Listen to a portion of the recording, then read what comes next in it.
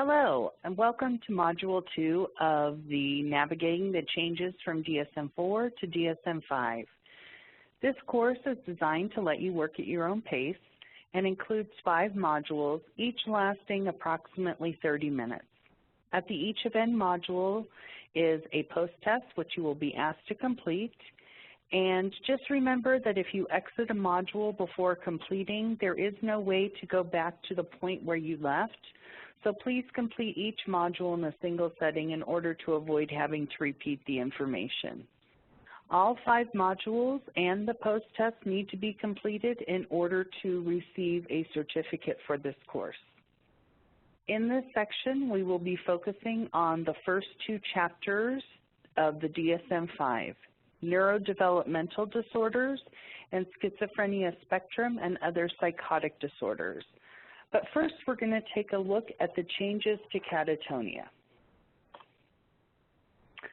So DSM-5 states that catatonia has been significantly underdiagnosed, and therefore it is given much more attention in the DSM-5. They noted in the text that catatonia affects up to 35% of people with schizophrenia, but that the, quote, majority of cases involve individuals with depressive or bipolar disorders. Catatonia can now be listed as a specifier for most psychiatric diagnoses and requires only 3 of the symptoms listed on the slide. There is also no requirement that one of these symptoms be one that is considered a hallmark of the disorder, such as waxy flexibility, grimacing, or posturing. Many of these symptoms are identical to symptoms of other disorders, such as autism, schizophrenia, and if you take mutism, negativism, and agitation, it would also qualify most teenagers. Unless noted in the specific diagnostic category, it does say that, to give the additional diagnosis if the symptoms are not better accounted for by the primary diagnosis. However, it doesn't really provide too much clarity on how to differentiate. So for example, someone with autism may not appear to actively relate to their environment, may engage in stereotyped behaviors, they may have echolalia and negativism, but these are hallmark symptoms of autism. So the question would be, would a separate diagnosis be given? It will be up to the clinician to determine the cause of the symptoms. Also, for schizophrenia, many of these symptoms, as described above, are currently identified as disorganized behavior. Catatonia is a physiological condition and is treated with a specific pharmacological regimen. However, the DSM-5 does not limit who can diagnose. So my guidance to staff so far has been to treat this like dementia. If you do not have medical expertise, you may recognize the symptoms, but it is important to have a medical professional do the diagnosis to ensure that it is properly given. When we start looking at neurodevelopmental disorders, these are many of the diagnoses in this chapter were those that were previously contained in the disorders usually first diagnosed in infancy, childhood, or adolescence. Some of the diagnoses from that chapter in the DSM-4 have been moved to other chapters based upon etiology or symptom presentation. For example, reactive attachment disorder has been moved to trauma and stressor-related disorder chapter due to similar etiology and symptom presentation. The diagnoses that are contained within the neurodevelopmental disorders include intellectual developmental disorder, which was previously labeled mental retardation, communication disorders, autism spectrum, attention deficit hyperactivity, learning disorder, and motor disorder.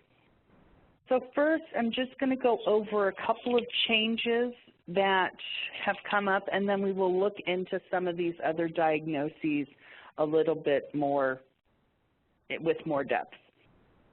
So one of the changes that has come is that learning disorders are no longer separated out by coding differences. However, they will need to have a specific type in the diagnostic write-up. So one of the things that we notice in the ICD-10 and is also projected to happen in the ICD-11 is that there are fewer numerical codes. So one code may be used to cover several different specifications of a diagnosis. So learning disorder only has one code, but in order to account for whether it is a reading disorder, mathematics disorder, instead of having a coding difference, you will write down the type of learning disorder on the actual diagnostic formulation. One of the other things is that mental retardation, in addition to the name change, there has been a shift in focus. Instead of focusing on IQ scores, which were the primary method of determining not only if the individual had intellectual developmental disorder, but as well as the severity. Severity was almost entirely focused upon the IQ score. And now what the DSM-5 has done is it takes the focus and shifts it to the functional impairments. This totally makes sense given the unreliability of IQ testing for many populations, but in a pragmatic sense, this is usually IQ score has been determining where people receive services. Individuals with an IQ under 70 are usually served by regional centers, and those with an IQ above 70 are typically served by mental health. So another Heather theory that doesn't actually have any factual basis behind it, but does seem to make sense to me, is that this may be a factor in the delay of rolling out the DSM-5 in many settings, because this may seriously impact funding streams. And I'll give a couple of examples of how that might look later on. In fact, I'll do it right now. One of the things when we look at this, what you see on your screen and you also have in your handouts is a severity rating for intellectual developmental disorder. This is for the severity level of moderate. And you see it's broken down into domains: conceptual, social, and practical. One of the things that you look at, it does give some specific characteristics to look for, but for the most part, it leaves it up to subjective criteria, and the individual diagnostician makes the determination based upon their own perception. So how this may impact is if I am working with someone who has intellectual developmental disorder, and this may be my first time out in the field working with someone, and I have a 6-year-old who's engaging in fecal smearing, depending upon my expertise, I may rank that as far more severe than someone who has been working in the field for a long time and who knows that that is not unusual for that developmental age. So there is no real clear way in the DSM-5 to make sure that there is some sort of consistency across diagnosticians. And again, I have a feeling that this creates a problem when we've gone from a numerical system to determining where people receive services to one that is much more subjective. Anyway, okay, moving on to autism spectrum. So autism spectrum has been one of the ones that is really one of the most well-defined spectrum disorders. It was the first one to really kind of look at how a spectrum could work in a mental health diagnostic criteria, and it is kind of the foundation of where diagnosing on a spectrum will go. when we look at the autism spectrum disorder, there were a lot of concerns about the changes made as people who have previously been diagnosed with a pervasive developmental disorder may not meet criteria for autism spectrum disorder. And so there was concern that they would no longer be eligible to receive services through the regional centers.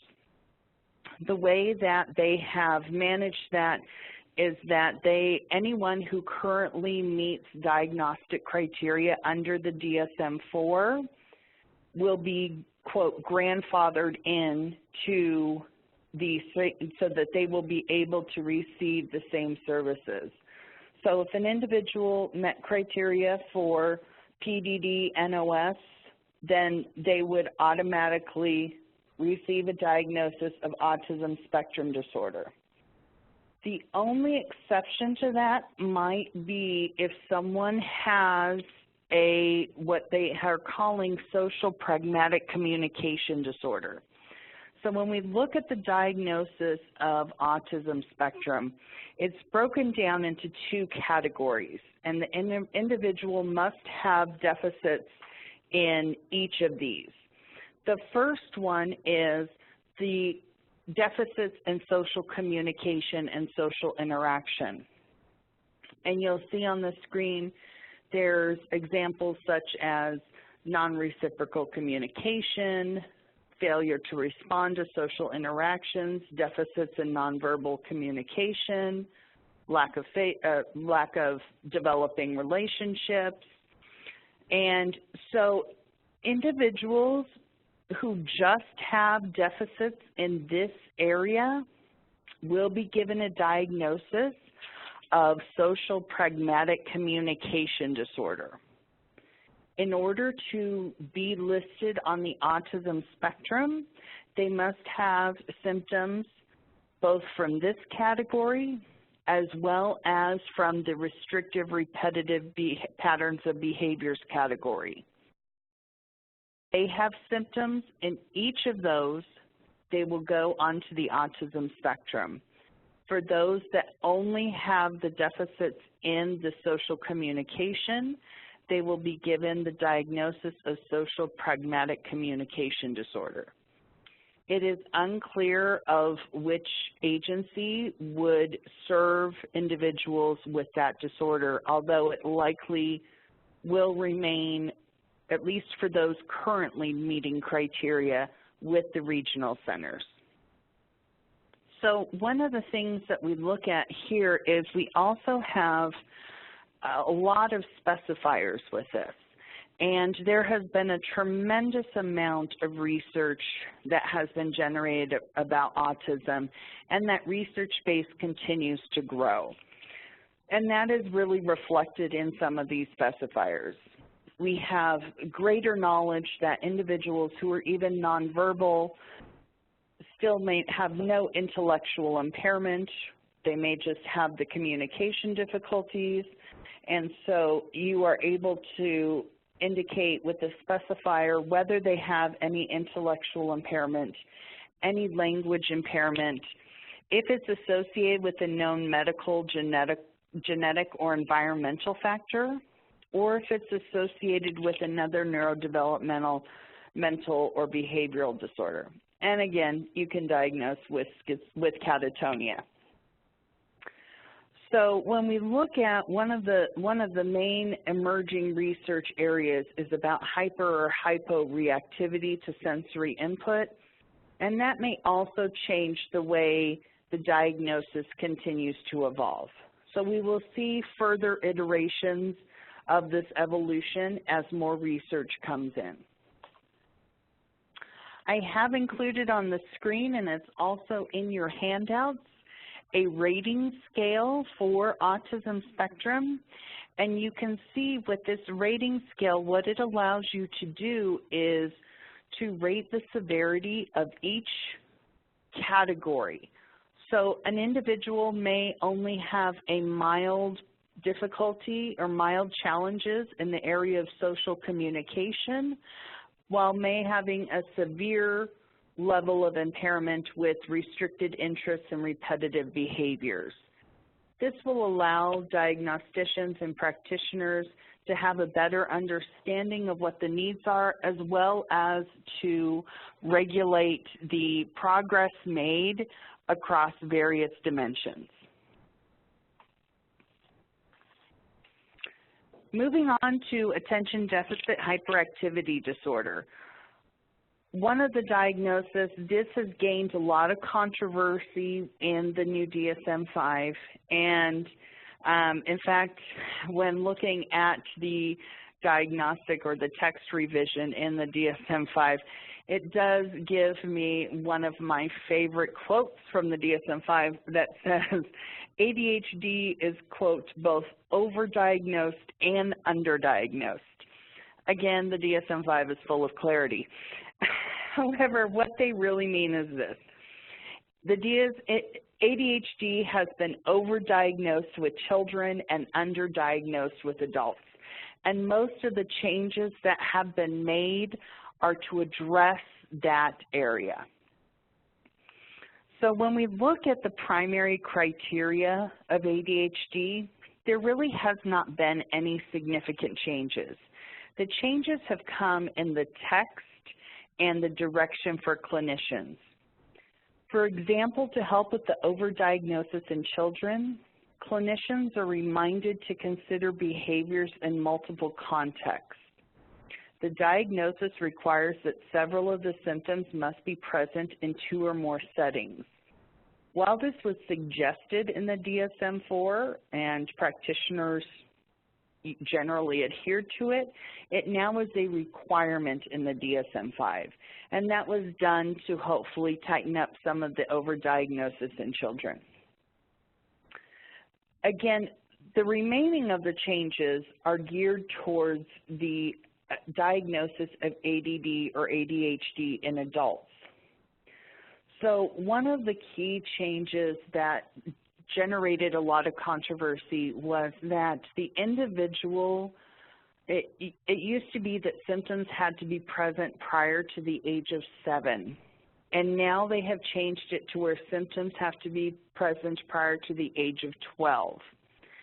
The reason that they did that was not to expand diagnosing in children, but to acknowledge that adults, when recalling their childhood, may have a difficulty in providing an accurate history of their behaviors prior to the age of 7, and they're much more likely to be able to recall their behaviors as they exhibited themselves in 6th or 7th grade. And that's why that change was made. It is only for adults. Also, the number of criteria required for diagnosis in adults has been reduced to 5 symptoms instead of 6. Again, the main reason for this is that as someone with ADHD, as they age, the hyperactivity tends to decrease, and the individual tends to have developed some coping mechanisms, which simply reduces the symptom presentation. And like any other diagnosis, it has to still provide an impairment in their functioning. So the text provides examples of how ADHD might manifest in adults to assist diagnosis, and severity is measured by the number of symptoms, and what used to be referred to as subtypes are just now referred to as specifiers. So instead of having a primarily inattentive subtype, that will simply be noted on the diagnostic record as a specifier. When we look at the age, culture, and gender considerations, one of the things that is becoming clear is that in many settings, or in some settings, it may be advantageous to have symptoms of ADHD. And we look at impairment, but impairment is not always the case. For example, I have a friend who is in law enforcement. She has moderate ADHD, and it works really well for her when she's out in the field. She can track multiple people and tasks at once, and it's not until you throw her in the office on paperwork day that she struggles. But what she does is she drinks a couple gallons of coffee and she's able to get her work done. So the text of the ADHD really, again, reminds us that there must be impairment. And that may be more evident for children than it is for adults, but it does remind us to look for how ADHD might show up in adults, and that it might not be someone bouncing off the walls, but it may be someone who starts 20 projects and never finishes a single one. Females, another category that has been underdiagnosed is women who have ADHD. And that, again, is due to the lower rates of hyperactivity, and therefore their struggles are less obvious to others. So it is important to remember that severe inattentive symptoms can be as impairing as hyperactivity symptoms. Now we're going to go on to schizophrenia spectrum and other psychotic disorders. This chapter, again, gives us a look at the way a spectrum can be conceptualized. This is also the first chapter where a personality disorder has dual listing. This means that while it remains a personality disorder, it is also mentioned in the schizophrenia chapter as it shares similar features with more severe psychotic disorders. So we see here that schizotypal personality disorder is mentioned. This does not mean that it has no longer a personality disorder, but when considering the spectrum of psychosis, there is research to suggest that someone with schizotypal personality disorder is more likely to develop schizophrenia later on in life. There are really relatively few changes in this chapter. One of the major changes is in the category of delusional disorders, where previously only a non-bizarre delusion could be classified as a delusional disorder. It now allows for the inclusion of bizarre delusions. So therefore, if an individual presents only with a delusion, it does not matter if it is bizarre or non-bizarre, that can now be diagnosed as a delusional disorder rather than schizophrenia. When we look at schizophrenia, there is only really one significant change in the criteria, and that is that you can no longer diagnose schizophrenia based on a single criteria. So previously, if someone came in with a bizarre delusion or having hallucinations that engaged in a running commentary, we could diagnose with schizophrenia. That is no longer possible. Now the diagnosis requires that an individual have at least two symptoms, one of which must be a positive symptom, whether it be delusions, hallucinations, or disorganized speech. The other change is that the subtypes have been removed, as they were found not to be clinically useful. And instead, specifiers have been added to indicate if the person has, if this is a first episode, if there have been multiple episodes, as well as if symptoms are acute and partial remission or full remission. Again, this is where the coding differences will come into play. There will not be in ICD-10 or ICD-11 different codes to indicate the type of schizophrenia. They will have one code to indicate schizophrenia, and the rest of the specifiers will be written into the documentation. Schizoaffective disorder has changed only in the changes that have been made to both the diagnoses of schizophrenia and bipolar disorder. However, the primary picture of schizoaffective disorder is that of a mood episode superimposed upon a presentation that meets the criteria for schizophrenia. That part has not changed. And we, in the next module, will be going over to some of the changes that have been established for both bipolar disorder and depressive disorders. You have now completed Module 2, so please complete the post-test, and then you may proceed to the next module. Thank you.